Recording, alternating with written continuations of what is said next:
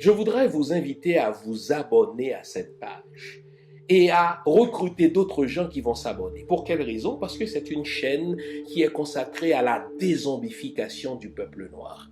Vous savez, en ma qualité de théologien, d'historien et d'expert en management public, je décide de mettre toute mon énergie et toute l'équipe qui travaille avec moi décide aussi de mettre toute son énergie à la dézombification du peuple noir. L'émission s'appelle Lumière sur le monde. Eh bien, cette lumière, ce n'est pas moi. Cette lumière, c'est le travail que nous faisons ensemble. Lorsque tout à coup, on réalise qu'on nous a roulé dans la farine, on réalise qu'on nous a trompés pendant, n'est-ce pas, des siècles, et que tout à coup, nous prenons conscience de nos ressources, nous prenons conscience de notre identité, et ayant pris conscience de tout cela, nous prenons la décision de partager ce que nous sommes, ce que nous comprenons avec les autres. Donc, nous avons besoin d'avoir une masse critique d'hommes et de femmes noirs réveillés qui vont changer, n'est-ce pas, leur pays respectif pour la gloire de nos ancêtres. Nos ancêtres méritent cela. Ils se sont sacrifiés pour nous et c'est à nous aujourd'hui de prendre le relais. Comment on le fait? On le fait en se dézombifiant et en dézombifiant les autres. Je vous invite donc à liker ce qui se fait sur cette chaîne, à le sharer, à le partager avec les autres, à vous abonner et si vous l'avez fait déjà, à recruter d'autres qui vont s'abonner. On est ensemble, on garde le moral car tant que va le moral, tout va.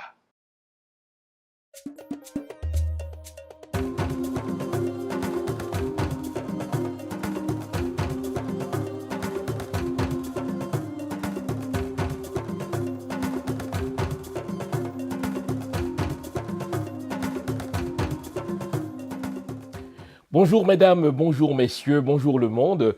Bienvenue à cette autre édition de l'émission Lumière sur le monde. Comment allez-vous? J'espère que vous allez bien, j'espère que vous avez passé une bonne semaine. J'espère aussi que vous allez nous consacrer la prochaine heure à l'analyse de l'actualité, j'allais dire haïtienne, hein, comme d'habitude, mais sauf qu'aujourd'hui ce ne sera pas comme d'habitude. Puisqu'avant même de regarder ce qui se fait en Haïti, on va regarder ensemble, l'actualité nous le commande, l'impact de la réélection de Donald Trump sur la politique mondiale. On a beau être une île, hein, mais ce qui se fait autour de nous, ce qui se fait dans le monde, nous influence. Et l'élection de Donald Trump, ou plutôt sa réélection, vient changer la donne. Sa réélection vient changer la donne dans la guerre russo-ukrainienne. Hein. Ce n'est pas vrai que les choses vont rester dans l'état, ça va changer. Sa réélection va changer les choses dans le rapport d'Israël avec le reste des pays arabes, en particulier avec l'Iran. Hein. Ce n'est pas rien cela, c'est une zone très volatile et ce qui se passe là, ce qui se passe dans la guerre d'Israël contre le Hamas, dans la guerre d'Israël contre le Liban, dans la guerre d'Israël contre le Hamas, finira par embraser une bonne partie du monde et la réélection de Donald Trump, n'est-ce pas, à la tête des États-Unis, envoie le message presque immédiat au Premier ministre d'Israël qu'il pourra tout faire, n'est-ce pas, aux peuples arabes. Et donc, c'est quand même pas rien ce qui va se passer là. Donc, tout cela va avoir un impact, n'est-ce pas, sur la politique du monde et donc sur la politique des pays noirs, sur la politique en Haïti. Et bien sûr, la réélection de Donald Trump va changer quelque chose dans le rapport du gouvernement haïtien avec les Haïtiens qui vivent aux États-Unis. Beaucoup d'entre eux, hélas, ont un statut précaire, ils détiennent un TPS. Ils sont arrivés aux États-Unis tout récemment, en tout cas, sous le parapluie d'un programme humanitaire appelé pour les besoins de la cause, programme Biden. Donc, ceux-là détiennent un statut précaire. Et Donald Trump a fait campagne sur eux en disant que, sitôt élu, il allait les déporter. Donc, la réélection de Donald Trump va avoir un impact sur les Haïtiens. Mais distinguons Haïtiens d'Haïti. Donald Trump va avoir un impact sur... Enfin, sa réélection va avoir un impact sur les Haïtiens qui ont un statut précaire, un statut irrégulier ou qui n'ont pas de statut du tout aux États-Unis. Mais l'élection de Donald Trump pourrait être, je dis bien, je pèse mes mots, pourrait être une opportunité pour Haïti.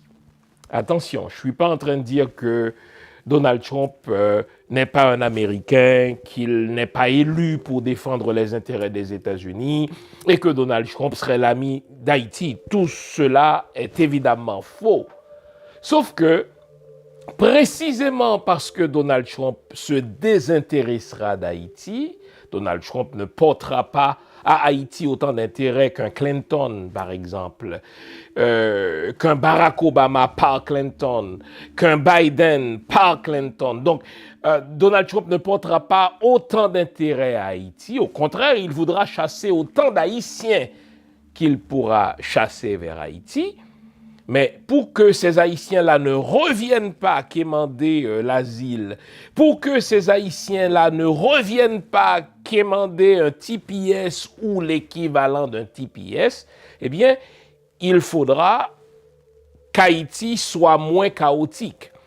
Or, puisque le chaos d'Haïti est dû en partie à la politique américaine des démocrates vis-à-vis d'Haïti, je vous en dirai un peu plus long tout à l'heure, eh bien, Donald Trump sera, pour ainsi dire, un allié objectif pour, si vous voulez, la résolution du chaos haïtien. Puisqu'il ne voudra pas avoir des Haïtiens à la frontière américaine, puisqu'il ne voudra pas avoir des Haïtiens qui vont quémander l'asile, eh bien, ironiquement, il va nous foutre la paix pour que le pays soit moins chaotique et qu'alors il y ait moins de demandes d'Haïtiens à la frontière américaine. Tout ceci paraît abstrait pour l'instant, mais c'est ce que je me propose d'élucider pendant la prochaine heure. Donc on a donc un menu assez chargé, mais pas trop chargé pour qu'on ne parle pas de ce qui se passe en ce moment en Haïti entre la primature de Kony, qui n'est qu'à un cheveu de son congédiement, et le CPT, très impopulaire. Donc on verra ce qui risque de se produire dans les prochains jours entre Kony et le CPT. Est-ce que Kony sera effectivement congédié? Est-ce qu'on va le garder encore quelque temps pourvu qu'on remanie en profondeur son cabinet, son cabinet gouvernemental? Eh bien, un menu extrêmement chargé. Et puisque le menu est chargé, vous connaissez la recette, il vous faut une bonne tasse de thé, une bonne tasse de café, une bonne tasse de chocolat chaud, car aujourd'hui, à proprement parler, nous allons faire de la géopolitique. Voyez-vous, c'est vrai qu'on va faire une analyse toute haïtienne de l'élection de Donald Trump, mais on va la faire, cette analyse, précisément parce que l'élection d'un président à la tête de la plus grande puissance du monde vient changer la donne. On l'a vu, l'élection de Donald Trump va changer la donne dans la guerre russo-ukrainienne. L'élection de Donald Trump va changer la donne dans le rapport d'Israël avec les autres pays arabes. Comment vont-ils réagir, ces autres pays arabes? Il y en a qui ont beaucoup d'argent, il y en a qui sont de véritables puissances en matière de pétrole. Est-ce qu'ils vont laisser, si vous voulez, Donald Trump donner une carte blanche à Benjamin Netanyahou pour qu'il détruise toutes les puissances potentielles du monde arabe? J'entends l'Iran, pour ne citer que l'Iran, j'entends la Syrie aussi.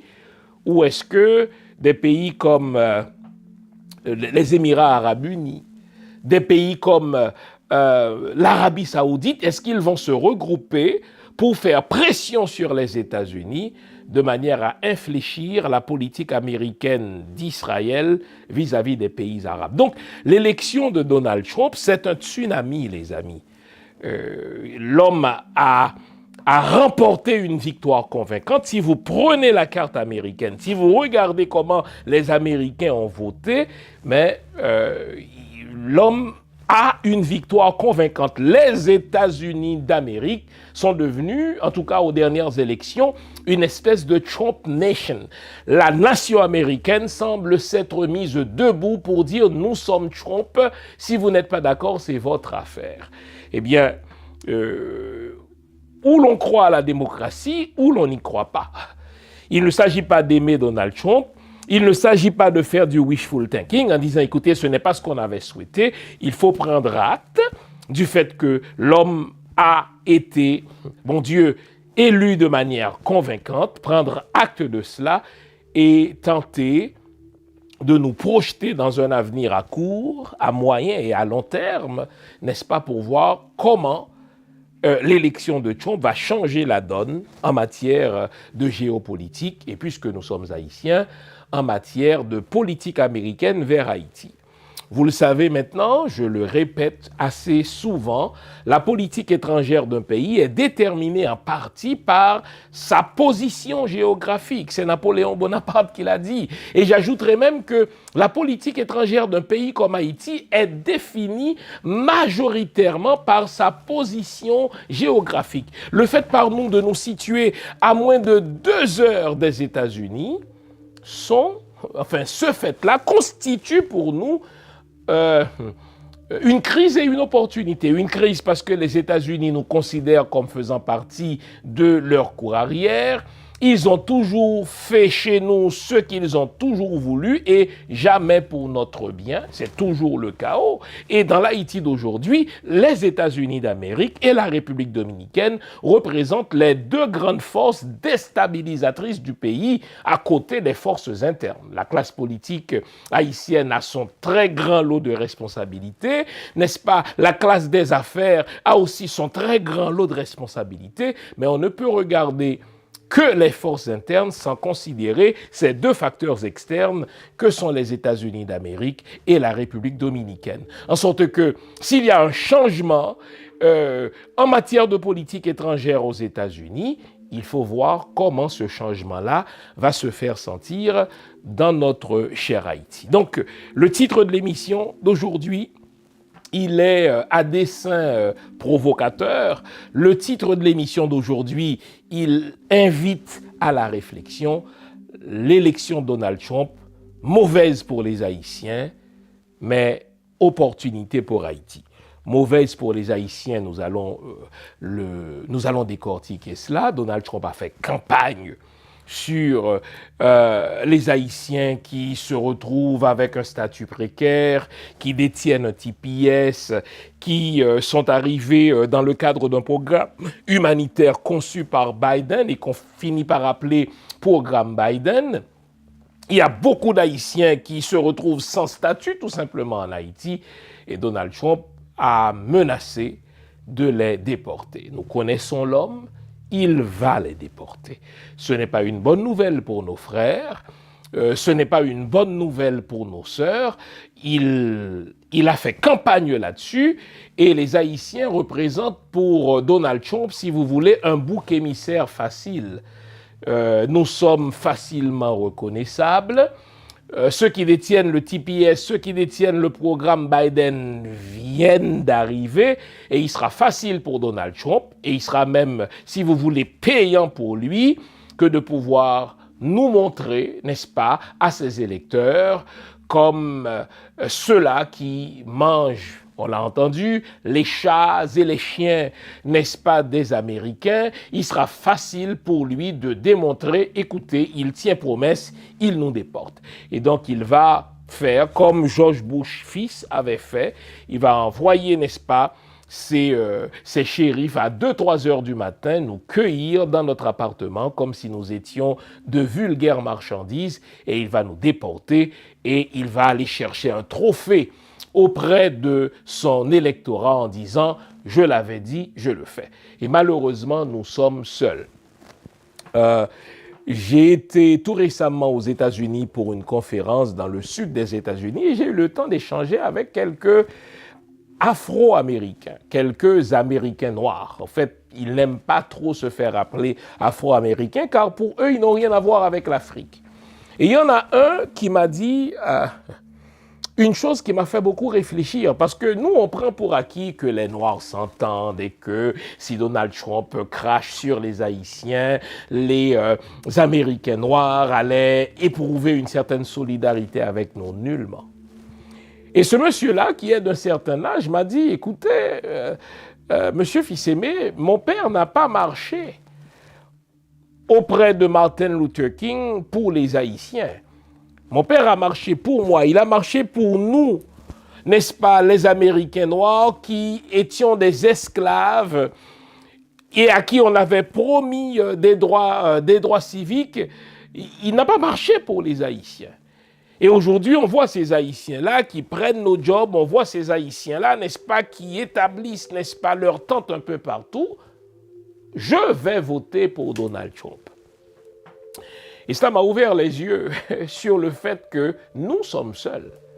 Nous sommes seuls, nous ne pouvons compter sur la solidarité, n'est-ce pas, des Américains noirs. Nous ne pouvons pas compter sur la solidarité des Hispaniques qui ne nous aiment pas non plus d'ailleurs. Et nous ne pouvons même pas compter sur ceux qui nous dirigent pour faire une bonne représentation de nous auprès des dirigeants américains. On l'a vu, les divers ambassadeurs d'Haïti à Washington qui se sont succédés au cours de ces dernières années ont été là pour des causes ignobles. Il y en a un qui a été déclaré tout récemment persona non grata, vous savez pourquoi? Parce qu'il vendait de faux passeports haïtiens à des Russes, imaginez. Il vendait de faux passeports haïtiens à des Vénézuéliens. Il se faisait beaucoup de millions sur le dos d'Haïti en fabriquant de faux passeports, en vendant, n'est-ce pas, des passeports haïtiens à des étrangers, pire à des ennemis des États-Unis. Il a été chassé à coups de pied dans le cul. Et il est retourné en Haïti. Est-ce qu'il a été poursuivi? Est-ce qu'il a été inquiété? Nullement. Nous sommes seuls. Et quand je dis que l'élection de Donald Trump, c'est une mauvaise nouvelle pour les Haïtiens vivant aux États-Unis pris individuellement, c'est vrai, mais si on comprend bien le sens de l'élection de Donald Trump, ça peut être une opportunité pour Haïti. Encore une fois, je ne suis pas en train de dire que Donald Trump aime Haïti tandis qu'il détesterait les Haïtiens. Je ne suis pas en train de dire que Donald Trump va pratiquer une politique étrangère si différente de ses prédécesseurs républicains ou si différente de ses adversaires démocrates qu'Haïti risque de s'en sortir. Non. Mais sachez, c'est mon mantra. Là où il y a crise, il y a toujours une opportunité. L'élection de Donald Trump recèle, si vous voulez, un potentiel d'opportunité pour Haïti. Tenez, je sais que ça suscite de la réflexion, c'est le but. Je sais que ça vous invite justement à une introspection, c'est le but. Mais retenez bien le titre, l'élection de Donald Trump, mauvaise pour les Haïtiens, mais possiblement une opportunité pour Haïti. Je vous en dirai plus long après la pause que voici. Entre-temps, vous aurez besoin de toute votre tête, vous aurez besoin de toute votre attention, vous aurez besoin de tous vos esprits. L'émission d'aujourd'hui, elle est importante parce que ce qui vient de se produire là aux États-Unis, c'est un tsunami. Il ne s'agit pas d'une simple élection, c'est une élection historique pour l'ordre mondial. Je vous le dis, dans 4 ans à compter d'aujourd'hui, l'ordre mondial ne sera plus le même. On ne parlera plus de l'OTAN comme on en a parlé depuis la Seconde Guerre mondiale. Peut-être qu'on n'en parlera même plus. On ne parlera plus de la guerre russo-ukrainienne telle qu'on en parle depuis un peu plus de 2 ans maintenant. Eh bien, la réélection de Donald Trump va changer beaucoup de choses. La réélection de Donald Trump va changer des choses pour les Haïtiens. elle pourrait changer les choses pour Haïti si on sait lire les signes des temps. Et c'est ce à quoi je vais vous inviter à la fin de l'émission d'aujourd'hui. Et bien sûr qu'on va parler de la rivalité Conille-Voltaire, de la rivalité Primature-CPT, mais tout cela en dernier ressort, car en vérité, cette rivalité-là est le cadet de mes soucis aujourd'hui. Il faudra considérer ce tsunami, ce récif, cet iceberg, ce grand éléphant dans la pièce que constitue la réélection ô combien convaincante de Donald Trump. À tout à l'heure, les amis. Je vous reviens après la pause que voici. C'est convenu. À bientôt. Les amis, Haïti, dans toute calamité, prêté Macronin à histoire, à héritage. Haïti, pays fragile, pays qu'on s'y prend. Nous pas de suspendement des pour héritage, eh bien, mêlé. Samedi 16 novembre, à cette étape, dans Coral Springs Center for the Arts, Yol des Roses, à qui on l'a trié l'autre belle artiste pour le fourrager dans l'histoire, nous, pour aider nous comprendre, tête nous. Héritage, c'est 10 belles artistes. La rôle 10 ans cette femme variante qui pas de chambre fait bac devant un ken sacrifice dans la bataille pour libération d'Haïti. Carole Demestre, Laurence Durand, Annie Allen, Béatrice Kebro, Misty Jean, Tiffane, Tafa, Riva, Daline Desca, Fatima, Michel Guillaume, Donald Théodore. Pour montrer l'humanité, rôle femme nous joué dans la construction nation rebelle nous en Haïti. Héritage, plus passer 40 artistes et techniciens scène qui portent coller pour présenter nous bel héritage ça. Héritage, une création à conception Yol des Roses qui mettait avec Florence Jean-Louis Dupuis pour mise en scène. Chorégraphe là c'est Jean-René Delsoin. Recherche historique, c'est Baila Bello. Héritage, samedi 16 novembre 2024 à 7h dans Coral Springs Center for the Arts, Vérité sous tambour. Capture déjà disponible en ligne sur ce théâtre là ou soit dans le théâtre là même. Héritage, nous tous à content. Pas dis nous pas de connaître. Avant la pause, on s'était promis de décortiquer autant que faire se peut. Nous sommes dans le journalisme, nous ne sommes pas dans l'histoire, il faut laisser du temps au temps. Mais on s'était quand même promis de décortiquer autant que faire se peut, autant que cette courte distance entre ce qui s'est passé mardi et nous peut nous être utile. Donc on va analyser cette élection. Il y a des leçons faciles à saisir, il y a des leçons immédiates à saisir et il nous faut en parler. La première leçon à saisir, c'est que la morale, la moralité compte pour peu de choses dans l'esprit d'un électeur. Ce qui compte pour un électeur, ce sont ses besoins primaires. Des besoins primaires comme le manger et le boire. Des besoins primaires comme est-ce que je vais pouvoir payer mon loyer? Est-ce que je vais pouvoir faire mon épicerie? Les choix de ces dernières élections ont été tellement antagoniques que si les humains, si les Américains étaient portés par des questions de moralité, eh bien, c'est Kamala Harris qui aurait été élu. D'un côté, vous avez un monsieur qui a été reconnu coupable d'agression sexuelle sur des femmes. De l'autre côté, vous avez une femme qui a fait carrière comme procureur. D'un côté, vous avez un homme qui a été reconnu coupable de fraude, de tricherie, de corruption. De l'autre côté, vous avez une femme qui poursuivait les corrompus. D'un côté, vous avez un homme qui ment comme il respire. D'un autre côté, vous avez une femme qui fait attention justement à ce qu'elle doit dire pour s'assurer que ce qu'elle dit est conforme à la réalité.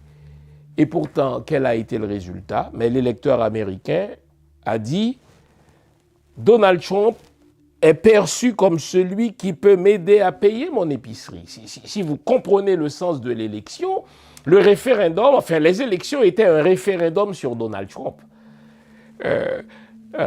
La manière dont les démocrates ont construit la campagne de Kamala Harris et même celle de Biden, eh bien, ils l'ont construite, cette campagne-là, n'est-ce pas, comme étant un référendum sur Trump. Trump, on l'a vu, c'est un agresseur de femmes. Trump, on l'a vu, c'est un tricheur. Trump, on l'a vu, c'est un homme corrompu. Et là, vous avez une femme qui était procureure des États-Unis, qui était procureur d'un grand État aux États-Unis, l'État de la Californie. Est-ce que vous allez choisir un tricheur aux dépens d'un procureur? Est-ce que vous allez choisir un agresseur de femmes aux dépens d'une femme? Mais l'électeur a posé une autre question que Trump a réussi à instiller dans son esprit. L'économie va mal. L'inflation est grande aux États-Unis. Je suis un homme d'affaires. J'ai réussi. Je peux résoudre vos problèmes économiques. Je peux vous aider à payer votre épicerie. Je peux vous aider à payer, n'est-ce pas, votre loyer. Dès que l'électeur a perçu Donald Trump comme étant celui qui peut résoudre ses besoins élémentaires, ses besoins primaires, il a dit au diable la moralité. Au fait, si vous pensiez que les humains étaient portés par les grandes questions morales, vous êtes naïfs.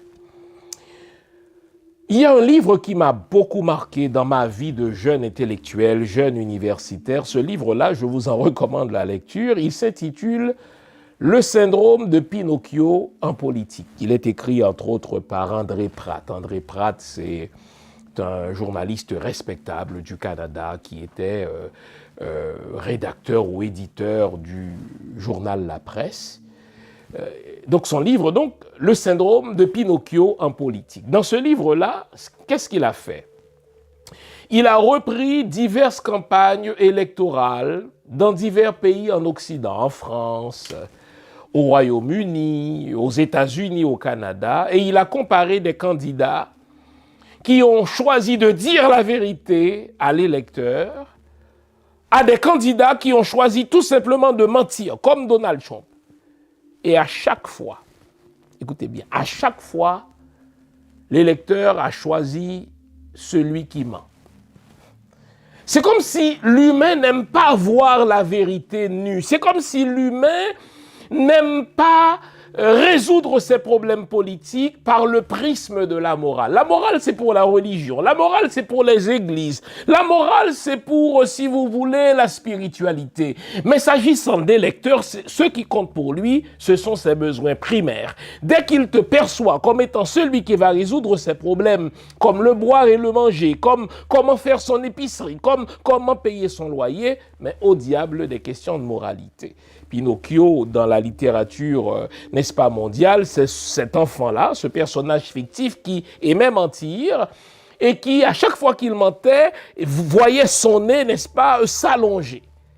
En sorte que le syndrome de Pinocchio est devenu le syndrome du menteur. Et ce syndrome-là, reconnaissons-le, il est très répandu dans la classe politique.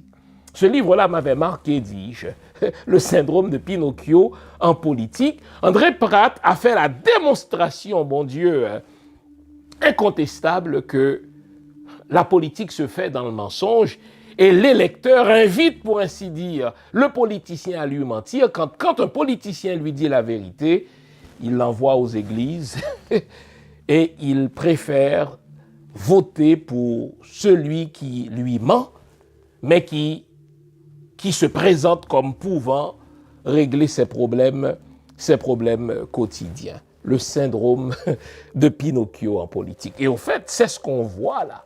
C'est ce qu'on voit. Donald Trump ment, Donald Trump triche, Donald Trump est corrompu, Donald Trump agresse les femmes, mais c'est un homme d'affaires qui réussit. L'électeur dit, ah, lui au moins il pourra résoudre mes problèmes économiques.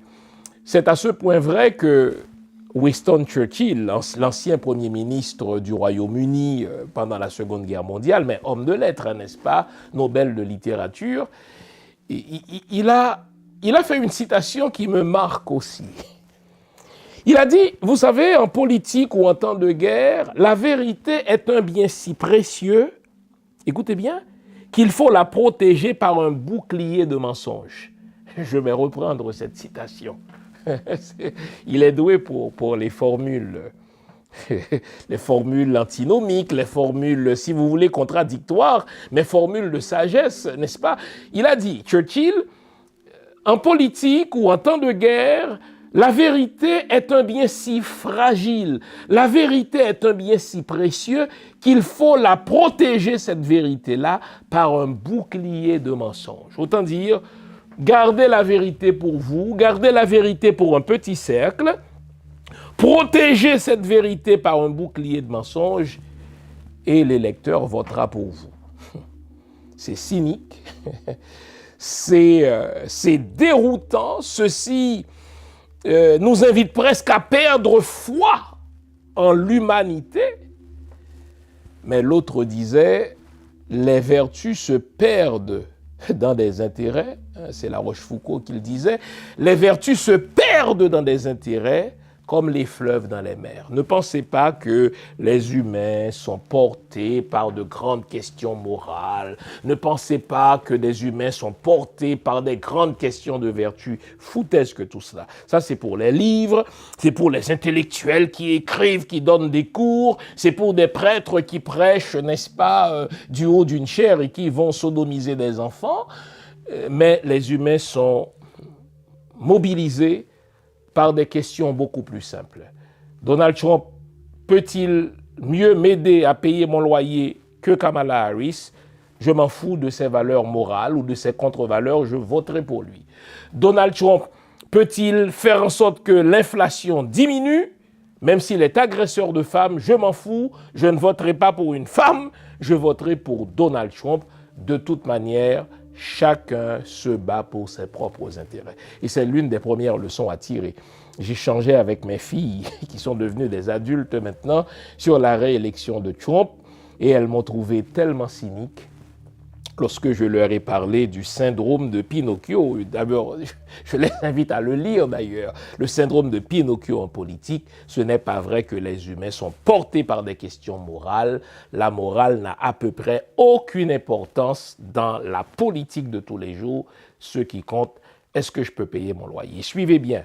Quand l'électeur mange bien, quand il envoie ses enfants à l'école, quand il trouve un médecin en cas de maladie, lorsqu'il trouve de bonnes routes, il s'en fout que son pays exploite d'autres pays. Ce qu'on appelle aujourd'hui des pays développés, j'aime à vous le dire, les États-Unis, le Canada, la France, ce sont des pays qui pillent d'autres pays. Mais pensez-vous que la population de ces pays pilleurs-là s'émeuvent des pays pillés? Non. La population de ces pays-là se réjouit de leur gouvernement si elle, cette population-là, peut manger à sa faim, peu importe ce que le gouvernement fait pour donner ce bien-être, cette prospérité à sa population, la population s'en fout. De toute manière, tous ceux qui font de la communication politique, ceux qui font de la politique savent que l'électeur a la mémoire courte. Ce que vous avez promis il y a 4 ans, il l'oublie 4 ans plus tard, dès lors qu'il vous perçoit comme étant celui ou celle qui va résoudre, n'est-ce pas, ses problèmes économiques. Kamala faisait campagne sur des sujets un peu, ma foi, éthiques. Le fait que la femme doive être propriétaire de son propre corps. Est-ce que la femme peut choisir d'elle-même de se faire avorter ou non sans que l'État n'intervienne? Ouais. Ce sont des questions qui sont intéressantes dans un cours d'éthique à l'université. Ce sont des questions qui sont intéressantes dans un cours de droit de la personne à l'université. Mais l'électeur, il s'en fout. Il dit, écoutez, moi, il y a une inflation qui me casse les couilles. Donald Trump, comme homme d'affaires prospère, peut m'aider à résoudre le problème. Du moins, on le perçoit comme tel. Au diable des questions d'agression des femmes, au diable des questions de moralité, on s'en fout. Donc, c'était ça, pour moi, l'une des leçons à saisir. Et comme je vous dis, ce qui vient se passer aux États-Unis, c'est presque une invitation à perdre espoir dans l'humain. Je vais le dire autrement. Ce qui vient de se passer aux États-Unis révèle l'humain tel qu'il est. L'humain n'est mobilisé que par des besoins primaires. Il s'intéresse aux grandes questions philosophiques quand il a le ventre rempli, quand son loyer est assuré, quand son épicerie est assurée. Mais quand il y a une inquiétude par rapport à ces questions-là, faites-moi confiance, des grands enjeux éthiques, des grandes questions morales, c'est pour des profs d'université qui ont du temps à perdre. Alors, une fois qu'on a tiré cette première leçon, ma foi, d'ordre philosophique, d'ordre éthique, d'ordre moral, regardons en quoi la réélection de Donald Trump va changer la face du monde. Laissez-moi vous dire, dans 4 ans, l'ordre du monde ne sera plus le même. Regardons, nous connaissons l'homme maintenant, parce qu'il a déjà été président. La première fois, il était comme pris de court. Vous vous souvenez de la soirée électorale de Donald Trump lorsqu'il venait d'apprendre qu'il venait d'être élu, même lui-même n'y croyait pas, parce que l'homme, il était entré là pour faire du marketing politique, parce qu'il savait qu'après avoir été candidat aux élections, ça allait lui rapporter pour ses Trump Towers à travers le monde, etc. Et là, il est pris de court, il est élu président. Ça lui a pris un certain temps pour porter le costume de président. Sauf que là, il a eu un battement de 4 ans. Il y a eu une espèce d'intermède de 4 ans. Et il voulait revenir pour des raisons personnelles, parce qu'il était poursuivi au criminel, il était poursuivi au civil. Eh bien, on aurait pu le jeter dans la faillite. Il revient. Il a préparé sa réélection pendant 4 ans. Et il se dit, je vais changer non seulement la face des États-Unis, je vais changer la face du monde pour qu'on ne m'emmerde plus. Comment va-t-il changer la face des États-Unis? Il va nommer des juges à tort et à travers, des juges qui lui ressemblent, des juges conservateurs, en sorte que des questions auxquelles les démocrates semblaient être sensibles, n'est-ce pas, jusqu'à présent, vont être tout simplement reléguées aux oubliettes, sinon aux orties, parce qu'il va changer, il va nommer des juges à chaque fois que l'opportunité va se présenter à lui. Bon. N'étant pas américain, les Américains devront vivre avec les conséquences de cela du point de vue du pouvoir, n'est-ce pas, judiciaire. Pouvoir tellement important. Mais c'est l'exécutif qui nomme, n'est-ce pas, les juges. On l'a vu. C'est l'exécutif qui nomme à la Cour suprême. Donald Trump a déjà changé la configuration de la Cour suprême en ce qu'il en a fait une cour extrêmement rétrograde, une cour extrêmement conservatrice. Mais il va continuer à le faire. Parce que l'homme était littéralement terrorisé par ces diverses poursuites que lançait contre lui le département de la justice. Il va changer, il va transformer ce département de la justice à son image, si bien que après son mandat, on risque de se retrouver avec un autre Trump, sinon une fille Trump. Ce qu'il veut, c'est faire une dynastie, car il a une passion pour les dynasties. Il a une passion pour les pouvoirs qui durent longtemps. Et en parlant de pouvoirs qui durent longtemps, on sait l'amitié qui lie Donald Trump et Vladimir Poutine. Imaginez, pendant ces 4 ans d'intermède, on nous dit que Donald Trump a échangé pas moins de 7 fois avec Vladimir Poutine. C'est comme si les deux hommes se redonnaient rendez-vous en 2025. Et l'une des premières récompenses, l'un des premiers cadeaux qu'il va faire à Vladimir Poutine, mais il va définancer, il va réduire à néant le financement, si vous voulez, de l'Ukraine dans sa guerre contre la Russie. D'ailleurs, vous connaissez ma lecture de la chose. J'ai toujours dit, dès le déclenchement de cette guerre, que c'était les États-Unis d'Amérique qui étaient responsables de cette guerre. Les États-Unis d'Amérique de George Bush père, les États-Unis d'Amérique de George Bush fils, les États-Unis d'Amérique de Barack Obama, les États-Unis d'Amérique de Biden qui poussaient, n'est-ce pas, l'Ukraine à entrer dans l'OTAN et à violer, pour ainsi dire, une espèce d'accord qui existait entre le monde occidental et la Russie à l'effondrement de la Russie soviétique. Vladimir Poutine s'était entendu avec les Occidentaux en leur disant, écoutez, il ne faut pas que vous traversiez une certaine ligne en allant chercher des alliés un peu partout parmi les anciens pays de la Russie soviétique. Or voilà que les Barack Obama, les George Bush père, les George Bush fils, les Joe Biden ont poussé pour que l'Ukraine fasse partie de l'OTAN. Alors là, en réaction, ce qu'on appelle la légitime défense, Vladimir Poutine a dépêché l'armée russe en Ukraine. Alors ne venez pas me dire que c'est Vladimir Poutine qui a déclenché cette guerre. Non seulement les États-Unis ont poussé pour cette guerre, mais ils ont mobilisé tout le monde occidental. Ils ont vassalisé tout le monde occidental par le truchement de l'OTAN pour faire la guerre aux Russes par pays interposé en se servant de l'Ukraine. Donald Trump l'a dit pendant toute sa campagne. Son vice-président Vance l'a dit pendant cette campagne, nous allons définancer l'Ukraine et nous allons forcer l'Ukraine à donner aux Russes ce qu'ils veulent. Et l'une des choses que veut Vladimir Poutine, c'est un engagement formel de l'Ukraine de ne jamais faire partie de l'OTAN, sinon de renoncer à sa volonté de faire partie de l'OTAN pendant au moins 20 ans. Et l'Ukraine ne tiendrait pas une seconde si ce n'était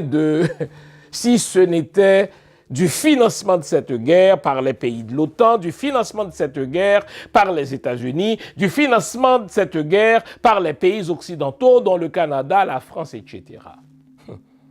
En plus, ces pays occidentaux, précisément parce qu'ils sont vassalisés par les États-Unis, sont allés jusqu'à geler dans des banques les fonds russes.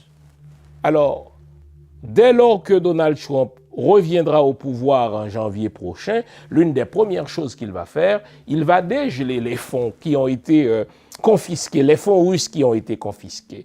Il va dire à Zelensky, écoutez, votre affaire n'a pas de gueule, donnez à Vladimir Poutine ce qu'il vous demande, qu'on en finisse. En tout cas, je ne vais plus mettre un seul dollar américain dans cette sale guerre. Donc, l'élection de Donald Trump va changer quelque chose de gros dans cette guerre. Mais pire, pour les pays de l'Occident.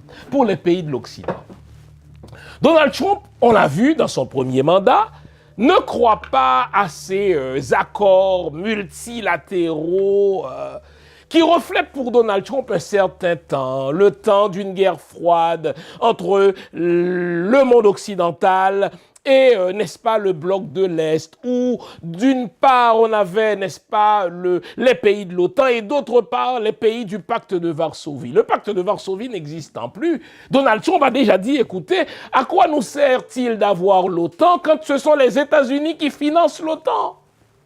Et on l'a vu faire pression sur les pays de, n'est-ce pas, de l'OTAN, en particulier sur les pays de l'Europe, sur le Canada, en leur disant, écoutez, nous avons une association, mais c'est nous les Américains qui supportons tous les frais. Il n'est pas impossible que Donald Trump désengage des États-Unis de l'OTAN. D'ailleurs, plusieurs anciens conseillers de Donald Trump qui sont devenus par la suite, n'est-ce pas, ses ennemis, ont mis en garde le monde en disant, dans certaines réunions, Donald Trump nous disait qu'en cas de réélection, mais il allait désengager les États-Unis de l'OTAN. Et quand on y pense bien, quel avantage l'OTAN offre-t-il aux États-Unis d'Amérique? Les États-Unis sont une si grande puissance militaire qu'ils n'ont pas besoin des pays de l'OTAN en cas de conflit avec la Russie. Donc, l'engagement des États-Unis au sein de l'OTAN, Donald Trump a raison, rapporte plus aux pays de l'OTAN qu'aux États-Unis. La France tire beaucoup plus d'avantages d'être membre de l'OTAN que les États-Unis d'Amérique. Un pays comme le Canada, qui n'a qu'une armée très faible, mais qu'on dit avec euphémisme, une armée moyenne, tire plus d'avantage d'être membre de l'OTAN que les États-Unis. Et pourtant, le Canada a laissé les États-Unis, n'est-ce pas, s'engager financièrement beaucoup plus que lui, qui pourtant en a besoin, dans l'OTAN. Alors, un Donald Trump qui est un homme d'affaires, qui sait compter, qui voit un signe de dollar dans tout ce qu'il fait. Il va regarder les chiffres, il va dire, écoutez, qu'est-ce que cela nous rapporte d'être membre de l'OTAN? Si jamais la Russie devait nous déclarer la guerre, nous sommes suffisamment forts pour riposter à la Russie sans que nous n'ayons besoin des pays d'Europe ou sans que nous n'ayons besoin du Canada. Alors imaginez si Donald Trump désengageait les États-Unis, n'est-ce pas, de l'OTAN, les pays de l'Europe seraient complètement déstabilisés et le Canada, hélas, se retrouverait tout seul, livré, si vous voulez, aux attaques potentielles de la Russie, livré aux attaques potentielles de la Chine. Et vous comprenez pourquoi l'élection de Donald Trump, sa réélection, n'était pas du tout souhaitée par les pays de l'Occident. Si on avait qui souhaitait l'élection de Donald Trump, c'était en toute priorité, n'est-ce pas, Vladimir Poutine, et celui, enfin, le numéro 1 de la Corée du Nord, Kim Jong-un, n'est-ce pas, qui est admiré par Donald Trump et qui commençait à avoir un accord avec lui. Mais un gars comme Emmanuel Macron en France, ou le Premier ministre, n'est-ce pas, du Royaume-Uni, ou le Premier ministre du Canada, faites-moi confiance, ils ne sont pas contents et Donald Trump s'en fout royalement. Donald Trump, c'est un homme d'affaires, c'est un businessman, c'est un commerçant. Lui, ce qui l'intéresse, c'est de faire du commerce de pays à pays et de revoir les règles selon ses propres caprices. Il va renégocier, n'est-ce pas, l'accord de la LENA avec le Canada et le Mexique. Il va renégocier les divers accords des États-Unis avec la Chine ou l'Occident, en sorte que dans 2 ans, dans 3 ans, à compter d'aujourd'hui, l'ordre mondial, tel qu'on l'a connu depuis la Seconde Guerre mondiale, ne sera plus le même. Et en vérité, ça fait mon affaire. Parce que je ne suis pas pour un monde unipolaire où les États-Unis peuvent faire tout ce qu'ils veulent. Je ne suis pas pour un monde, n'est-ce pas, où les États-Unis vassalisent tous les pays de l'Europe. Non. Je suis pour un monde dans lequel il y ait un certain équilibre entre, si vous voulez, le bloc de Shanghai et les États-Unis. Je suis pour un monde où il y a un certain équilibre entre les pays du BRICS et les États-Unis. Et aussi longtemps qu'on avait un démocrate, n'est-ce pas, au bureau ovale, mais il faisait en sorte qu'il gardait le monde occidental sous la griffe des États-Unis. Et là, Donald Trump va foutre la hache dans cela. Et je vous le dis, je n'en suis pas malheureux. Je n'aime pas Donald Trump. En fait, Donald Trump, c'est le genre de personnage que je ne peux même pas sentir en portrait, comme on dit. Mais pourtant, lorsque je regarde la chose sans état d'âme, je dis Donald Trump risque d'être l'instrument, ah oui, j'ose le dire, Donald Trump risque d'être l'instrument pour la réalisation d'un certain nombre d'objectifs. Un monde pluripolaire, un monde, n'est-ce pas, dans lequel la Russie va retrouver une certaine puissance, la Chine va retrouver une certaine puissance, un monde dans lequel certaines puissances régionales vont compter, un monde dans lequel les pays de l'Europe vont être orphelins de leurs pères nord-américains, en sorte qu'ils vont devoir se débrouiller tout seuls et négocier à chaque fois tout seuls. En vérité, l'élection de Donald Trump n'est pas pour me faire pleurer. Je ne sais pas si vous me comprenez. Ça, c'est au niveau géopolitique mondial. Mais il faudra regarder la chose aussi. Qu'est-ce que l'élection de Donald Trump vient bouleverser dans le rapport d'Israël avec les pays arabes? Cela, nous le ferons après la prochaine pause. À tout à l'heure. Vous nous l'avez demandé, nous avons le plaisir de vous apprendre que désormais, nos émissions, toutes nos émissions, sont disponibles avec des sous-titrages en 3 langues, en français, en anglais et en créole. Nous sommes conscients que l'émission Lumière sur le monde est devenue une véritable plateforme familiale autour de laquelle des parents et des enfants se réunissent pour s'informer de ce qui se fait en Haïti, en Afrique ou ailleurs dans le monde. Pour vous faciliter la vie, nos émissions sont désormais disponibles avec des sous-titrages en 3 langues, français, créole et anglais. Nous progressons avec vous, nous marchons avec vous de manière à relever nos communautés et nos peuples. Nouveau, toutes nos émissions sont disponibles avec des sous-titrages en français, en anglais et en créole. En matière de politique internationale, bizarrement, Donald Trump sera un pacificateur. Les démocrates, même s'ils vous vous offre un beau sourire, ce sont des va-t-en-guerre. Barack Obama, j'avais écrit un article là-dessus, c'est un va-t-en-guerre. Barack Obama avait lancé ou entretenu plus de guerres que George Bush. Il ne faut pas croire que Barack Obama, parce qu'il souriait, parce qu'il a l'air d'un gentleman en matière de politique étrangère, Barack Obama, c'est un va-t-en-guerre, même un pire va-t-en-guerre que George Bush. Et Donald Trump, précisément parce que c'est un homme d'affaires, parce qu'il a des squelettes dans le placard que les Russes détiennent, mais il voudra faire la paix avec les Russes. Donald Trump va faire la paix avec la Corée du Nord. Il avait commencé à le faire. Donc il y a une bonne partie du monde qui sera pacifiée grâce à Donald Trump, que je n'aime pas. Je vous l'ai déjà dit, l'homme en tant que tel m'énerve. L'homme en tant que tel est aux antipodes de mes valeurs. Mais au niveau de sa politique étrangère, au niveau de ce qu'il représente comme politicien, il va être l'instrument de tout ce que j'ai toujours souhaité. Il va opter pour un rapprochement entre les États-Unis et la Russie. Donc, le monde va redevenir multipolaire. Il va cesser d'emmerder, n'est-ce pas, la Corée du Nord. La Corée du Nord va, si vous voulez, respirer d'aise sous un mandat de Donald Trump. Maintenant, regardons, en tant que noiristes, en tant qu'africanistes, ce qui risque de se passer en Afrique. On sait qu'avec les démocrates, la France faisait tout ce qu'elle voulait en Afrique. La France est ce qu'elle est parce qu'elle pille, parce qu'elle viole, parce qu'elle déstabilise l'Afrique. Avec un Donald Trump qui revient au pouvoir, et on sait que Donald Trump n'a pas beaucoup de sympathie pour l'État français, Donald Trump va vouloir négocier de pays à pays avec chaque pays africain. Et donc, ça va être l'opportunité, si les chefs d'État africains savent lire les signes des temps, ça va être l'opportunité pour eux de sortir de certaines institutions très coloniales dans lesquelles la France les a gardés, si vous voulez, comme mineurs. La francophonie, qu'est-ce qu'on a à foutre de la francophonie comme Africains ? Quelle gloire y a-t-il à faire partie d'une association très coloniale créée par la France pour dire, écoutez, voici mes anciens pays que j'ai colonisés et que je continue de coloniser culturellement, je les réunis dans une espèce d'association qu'on appelle la francophonie. Qu'est-ce qu'on a à foutre de cela ? Eh bien, j'invite les pays africains à négocier d'État à État avec Donald Trump. Donald Trump, c'est un homme d'affaires.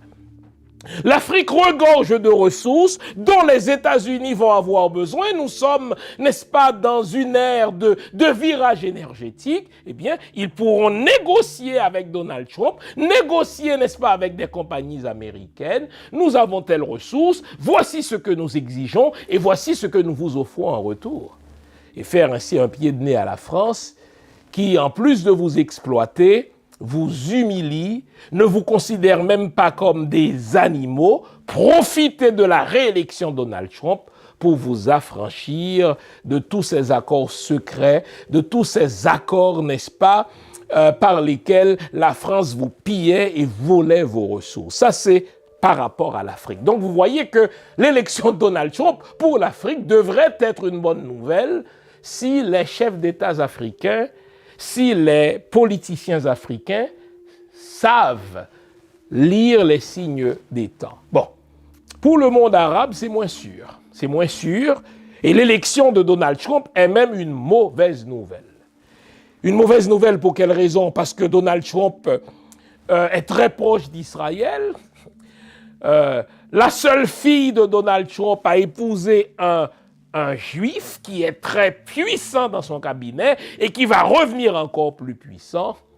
Et Donald Trump va, pour ainsi dire, signer un chèque en blanc à toutes les politiques nazies, à toutes les politiques fascistes, n'est-ce pas, de Benjamin Netanyahou vis-à-vis des Palestiniens, vis-à-vis des Arabes. Peut-être que le seul espoir des pays arabes, c'est de regarder du côté des puissances pétrolières, ceux qui détiennent le pétrodollar.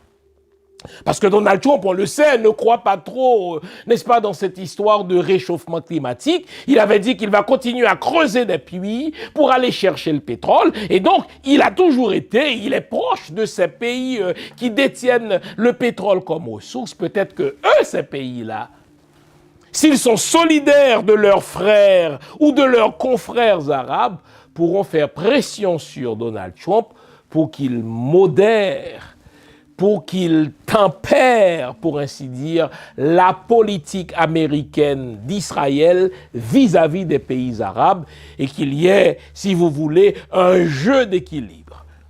C'est clair que l'élection de Donald Trump est une très mauvaise nouvelle pour l'Iran. Il a menacé, n'est-ce pas, d'effacer l'Iran de la face de la terre. Et donc, ça risque de chauffer.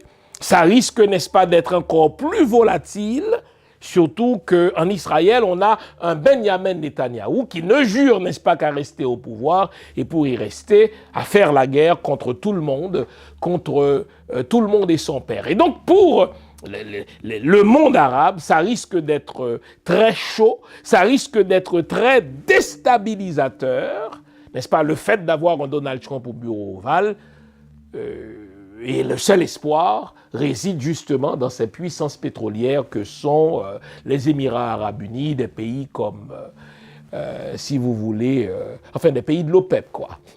Eh bien, si ces pays-là montraient leur solidarité vis-à-vis des peuples arabes, alors ça pourrait contribuer à tempérer, à modérer, si vous voulez, les politiques, n'ayons pas peur des mots, des politiques fascistes, des politiques nazies, d'Israël, de Benjamin Netanyahou, encouragé par les États-Unis, que ce soit avec les démocrates ou encore plus avec Donald Trump. Maintenant, le titre de l'émission, je vous l'ai dit, l'élection de Donald Trump, mauvaise nouvelle pour les Haïtiens et possible opportunité pour Haïti. Mais pourquoi c'est mauvais pour les Haïtiens? Donald Trump, je l'ai dit en introduction, va tenir parole. D'ailleurs, quand on vient d'être élu, et surtout quand on est entouré, n'est-ce pas, de Trumpistes pur jus, beaucoup d'entre eux des racistes, des gens qui croient au suprémacisme blanc, ils vont chasser les Haïtiens pour montrer aux Américains blancs qu'ils tiennent promesse et qu'ils sont en train de, si vous voulez, reblanchir l'Amérique. Quand Donald Trump parle de rendre à l'Amérique sa grandeur, eh bien, inconsciemment, ce qu'il est en train de dire, n'est-ce pas, aux Américains blancs, quand il tape sur l'immigration, c'est que je vais vous redonner une Amérique blanche. Voilà pourquoi il tape sur les immigrants, il tape sur les latinos, il tape sur les Mexicains, mais il tape sur les Haïtiens, qui, comme je le dis, n'est-ce pas, constituent un bouc émissaire facile. En ceci, il ne sera pas le premier. Sauf que les déportations que les Haïtiens vont subir de la part de Donald Trump seront plus médiatisées. Elles seront probablement, n'est-ce pas, télévisées, car Donald Trump, c'est un homme de spectacle. Il voudra donner un show sur le dos des Haïtiens. Rappelons que George Bush déportait des immigrants. Barack Obama a déporté plus d'immigrants que les présidents des 20 dernières années réunis. Biden a déporté des Haïtiens, hein, on l'a vu. Même au moment où les choses étaient devenues les plus chaotiques en Haïti, quand les gangs contrôlaient, n'est-ce pas, l'agglomération de Port-au-Prince, il s'entendait avec Ariel Henry pour déporter les Haïtiens. Donc, il va nous déporter. En ceci, c'est une très mauvaise nouvelle pour nous. Mais ce qui est mauvais pour les Haïtiens pris individuellement pourrait être une opportunité pour Haïti. Puisque c'est le dernier point de l'émission, on va observer une toute dernière pause et je reviendrai avec ce que l'élection de Trump pourrait représenter en termes d'opportunités pour nous. À tout à l'heure, les amis. Nouveau, bonne nouvelle, toutes les émissions Lumière sur le Monde se trouvent désormais en mode podcast. Cela veut dire que vous pouvez continuer à vaquer à vos occupations tandis que vous nous écoutez où que vous soyez, dans votre voiture, à l'épicerie, au travail, en faisant vos courses ou à la maison. Toutes les émissions Lumière sur le monde en français et en créole sont en mode podcast. Vous les trouverez sur Apple Podcast, Spotify, Podcast Index, Google Podcast, Amazon Music, Stitcher et les autres. Nous sommes partout en mode podcast.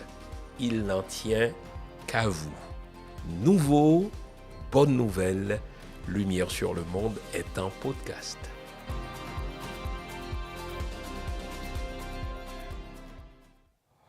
Alors, abordons ce point. En quoi l'élection de Donald Trump pourrait représenter une opportunité pour Haïti? On l'a vu, c'est une menace terrible pour les Haïtiens en tant qu'individus pour les raisons que l'on vient de voir. Mais avant de parler de cette opportunité qu'on pourrait tirer de l'élection de Donald Trump, je veux tout de suite défaire un malentendu. Qu'on soit président démocrate ou président républicain, la politique étrangère des États-Unis vis-à-vis d'Haïti est la même. Jean-Bertrand Aristide a été renversé sous un gouvernement républicain.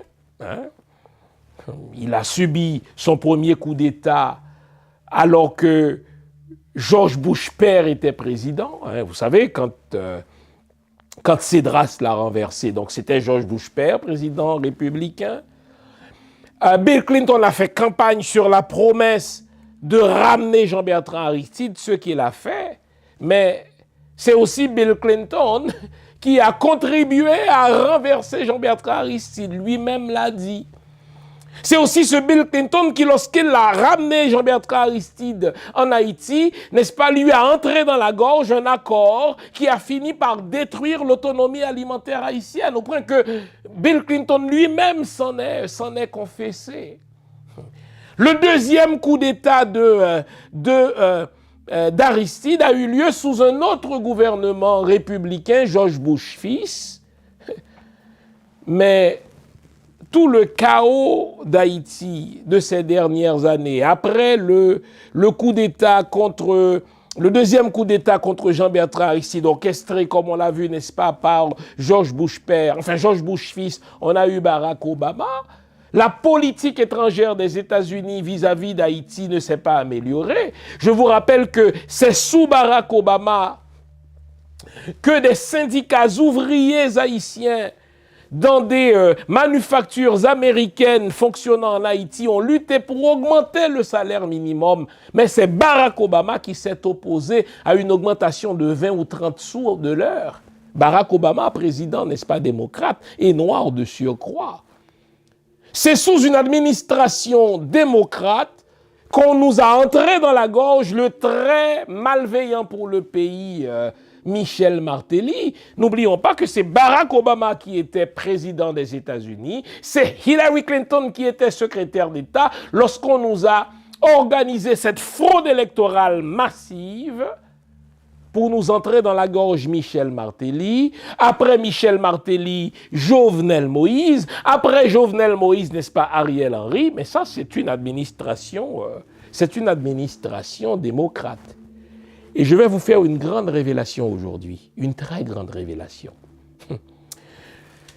Je vous l'ai dit, j'ai été aux États-Unis il y a 3 semaines maintenant, présenter une conférence dans le Sud, et j'ai rencontré une dame haïtienne, avocate, enfin, haïtiano-américaine. Elle est arrivée, n'est-ce pas, aux États-Unis très jeune, elle devait avoir 2-3 ans, donc elle a grandi, elle a été scolarisée, n'est-ce pas, aux États-Unis. C'est une dame très impliquée dans la politique républicaine aux États-Unis. Elle fait partie même de la garde rapprochée de Donald Trump.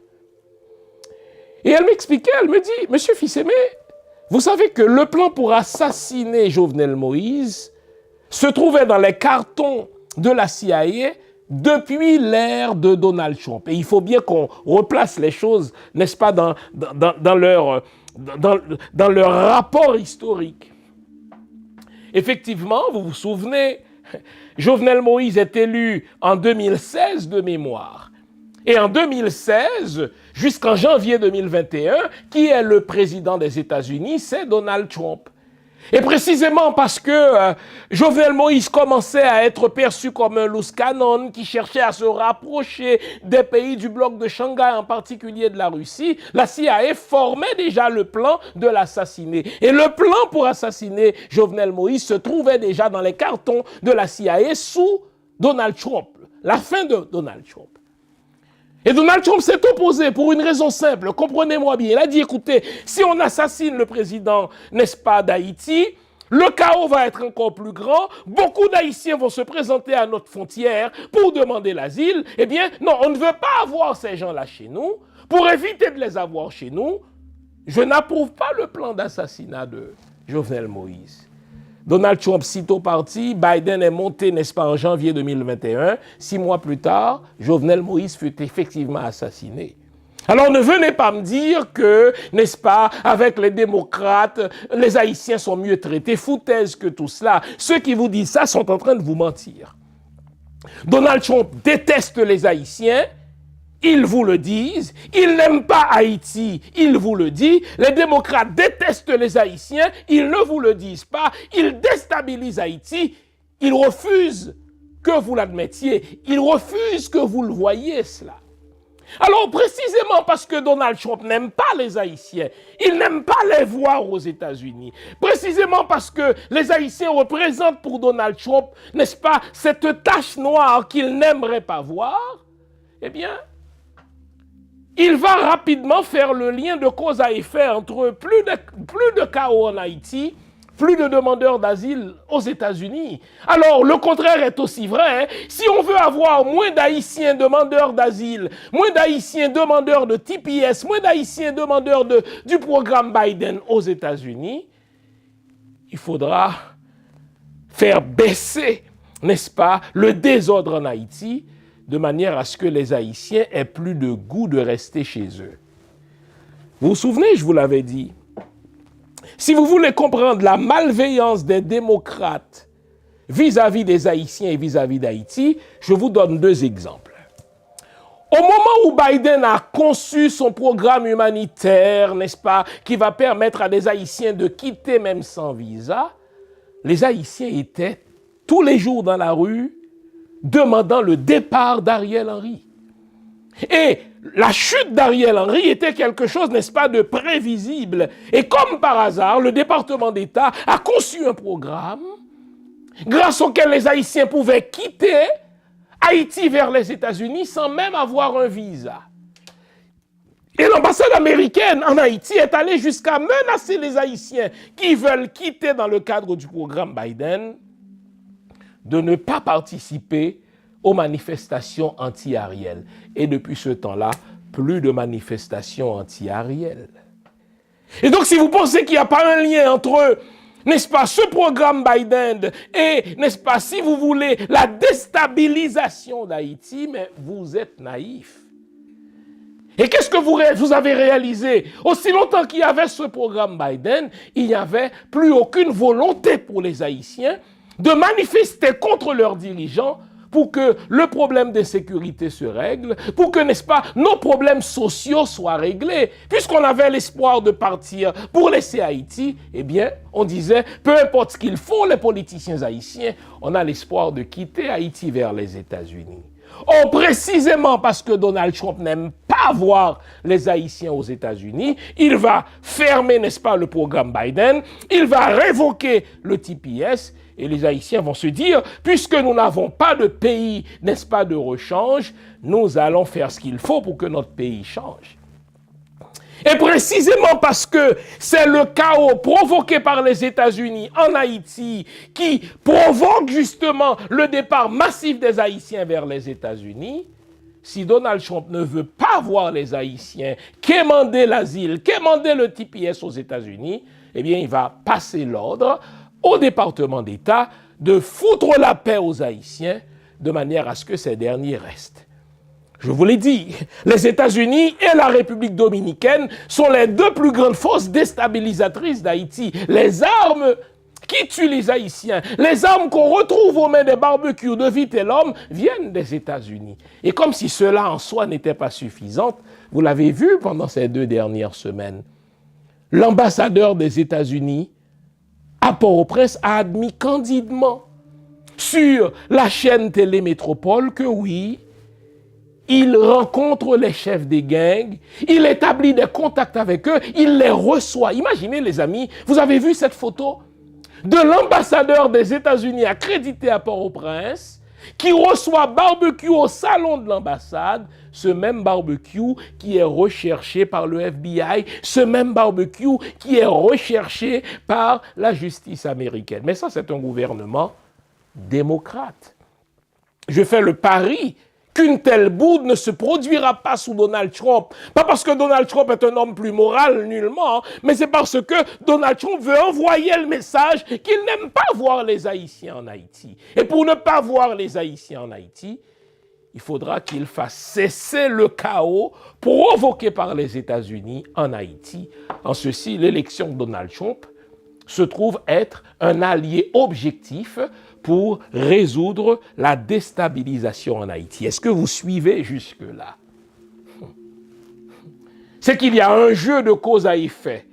Dès qu'il y a espoir pour les Haïtiens de laisser Haïti massivement vers Haïti, ils se désintéressent d'Haïti. Dès qu'il y a espoir pour les Haïtiens de laisser massivement Haïti, mais ils ne tiennent plus rigueur à leurs dirigeants. Mais avec Donald Trump, la frontière va se refermer. Tous ces programmes, si vous voulez, temporaires, qu'on avait conçus pour, si vous voulez, détruire le tissu social haïtien, ils vont être fermés. Et là, les Haïtiens ne vont plus avoir d'exutoire, ils ne vont plus avoir de porte de sortie, ils vont se prendre en main enfin pour faire cette nécessaire révolution. Et puisque les États-Unis sont une force déstabilisatrice en Haïti, puisque les États-Unis sont une force qui contribue énormément dans le chaos haïtien, lequel chaos pousse les Haïtiens vers les États-Unis, si Donald Trump ne veut plus voir des Haïtiens demander l'asile, il faudra qu'il passe des ordres au département d'État, qu'on foute la paix à Haïti, qu'on tue ces tueurs, ces bandits, que l'ambassadeur américain, n'est-ce pas, arrête de recevoir et de légitimer ces bandits. Dès lors que ce mot d'ordre-là est lancé, vous allez voir, l'ambassade américaine elle-même va donner l'ordre à la police de supprimer les barbecues, de supprimer les Vitellum, de supprimer, n'est-ce pas, tous ces bandits-là. Et l'administration Trump va passer l'ordre, n'est-ce pas, à la République dominicaine d'arrêter de jouer le trouble fait en Haïti, car quand cela arrive, les Haïtiens vont demander l'asile. En sorte que, ironiquement, Donald Trump le raciste, ironiquement Donald Trump le fasciste, ironiquement Donald Trump qui n'aime pas les Haïtiens et qui n'aime pas Haïti, précisément parce qu'il ne veut plus voir les Haïtiens chez lui, il va devoir contribuer à ce que ce pays soit moins instable, à ce que ce pays soit moins chaotique, pour que les Haïtiens restent chez eux. Et fais-moi confiance, contrairement à ceux qui pensent que les sanctions sous Donald Trump vont être amoindries, non. Donald Trump va être encore plus dur vis-à-vis des politiciens haïtiens, parce que c'est à cause de leurs bêtises que les Haïtiens vont demander l'asile chez lui. Puisqu'il ne veut pas des Haïtiens demandeurs d'asile chez lui, il va tenir les politiciens haïtiens, n'est-ce pas, les fesses serrées, pour qu'ils fassent les choses avec un minimum de décence, et que les Haïtiens restent chez eux, c'est du moins mon hypothèse. Je reviens après la toute dernière pause pour clore, non sans dire un petit mot sur la rivalité entre Connie et Voltaire. À tout à l'heure. Mes amis, Haïti, dans toute calamité, prêté Maconet à histoire, à héritage. Haïti, pays fragile, pays qu'on s'y prend. Nous pas de suspendement des pour héritage, eh bien, mêlé. Samedi 16 novembre, à cette étape, dans Coral Spring Center for the Arts, Yol des Roses, à qui on l'a trié l'autre belle artiste pour le fourrager dans l'histoire, nous, pour aider nous comprendre, tête nous. Héritage, c'est 10 belles artistes. La rôle 10 ans cette femme variante. Qui pas de chambre fait bac devant un ken sacrifice dans la bataille pour libération d'Haïti. Carole Demestre, Laurence Durand, Annie Allen, Béatrice Kebro, Misty Jean, Tiffane, Tafa, Riva, Daline Desca, Fatima, Michel Guillaume. Donald Théodore. Pour montrer l'humanité l'humanité rôle femme nous te joué dans la construction nation rebelle nous en Haïti. Héritage, plus passer 40 artistes et techniciens scènes qui portent collé pour présenter nous bel héritage ça. Héritage, une création à conception Yol des Roses Qui mettait avec Florence Jean-Louis Dupuis, pour mise en scène. chorégraphe là c'est Jean-René Delsoin. Recherche historique, c'est Baila Bello. Héritage, samedi 16 novembre 2024 à 7h à souhait dans Coral Springs Center for the Arts, Vérité sous tambour. Quatre déjà disponible. En ligne sur ce théâtre là, ou soit dans le théâtre là même. Héritage, nous tous à content. Pas dit nous pas de connaître.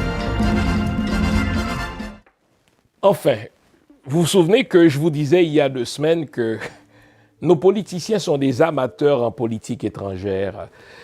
Dominique Dupuis, la petite gesticulatrice précoce, ne sait que dalle en politique étrangère. Si on avait de vrais penseurs en politique étrangère, au moment où l'on se parle, la présidence, par Dominique Dupuis, transmettrait de nouveaux énoncés de mission à notre ambassadeur à Washington. Et au moment où l'on se parle, notre ambassadeur à Washington serait en train de négocier, en train d'établir des contacts avec la toute-puissante Commission des affaires étrangères du Sénat. Car, bien sûr que le président des États-Unis définit les grandes lignes de la politique étrangère américaine, mais dans la pratique, la Commission des affaires étrangères du Sénat américain détient beaucoup de pouvoir. La Commission des affaires étrangères du Congrès américain détient beaucoup de pouvoir. Et avec une nouvelle administration, c'est toujours une opportunité pour établir de nouveaux contacts, pour sensibiliser les acteurs de la politique étrangère des États-Unis sur ce qui se passe en Haïti. C'est ce que nos ancêtres faisaient. J'ai écrit, vous le savez, une biographie qu'on dit excellente sur Toussaint Louverture. Toussaint Louverture avait tout un réseau d'espions, tout un réseau d'hommes et de femmes, beaucoup de femmes aussi, n'est-ce pas, qui lui servaient de tête de pont en matière de renseignement. Et il avait ses contacts, n'est-ce pas, au Quai d'Orsay, il avait ses contacts à Washington, si bien qu'on votait des lois au Congrès américain sur le commerce avec Haïti, qu'on appelait une loi, si vous voulez, Toussaint Louverture, pour faciliter le commerce avec Haïti, même si une Haïti indépendante, plus tard, ou une Haïti dirigée par un Noir, n'était pas nécessairement un bon exemple pour les sudistes, pour les esclavagistes américains, mais il trouvait quand même une façon de faire une passerelle auprès de Toussaint Louverture, parce que ce dernier savait comment établir ses contacts là où ça comptait. Après notre indépendance, Dessalines aussi, les gens l'ignorent, Toussaint Louverture avant, Dessalines après, Christophe, n'est-ce pas, avaient leurs contacts dans les grandes chancelleries internationales pour infléchir la politique de ces pays puissants, la politique étrangère de ces pays puissants vers Haïti. Si notre pays n'était pas dirigé par des amateurs, l'ambassadeur d'Haïti à Washington aurait déjà reçu comme énoncé de mission d'établir des contacts avec les nouveaux élus, ceux qui vont siéger sur la commission des affaires étrangères, soit du Congrès ou du Sénat. Cet ambassadeur-là chercherait déjà à établir des contacts avec ceux qui vont faire partie de la galaxie autour de Donald Trump pour infléchir la politique américaine sur Haïti. Mais qu'est-ce qu'on voit?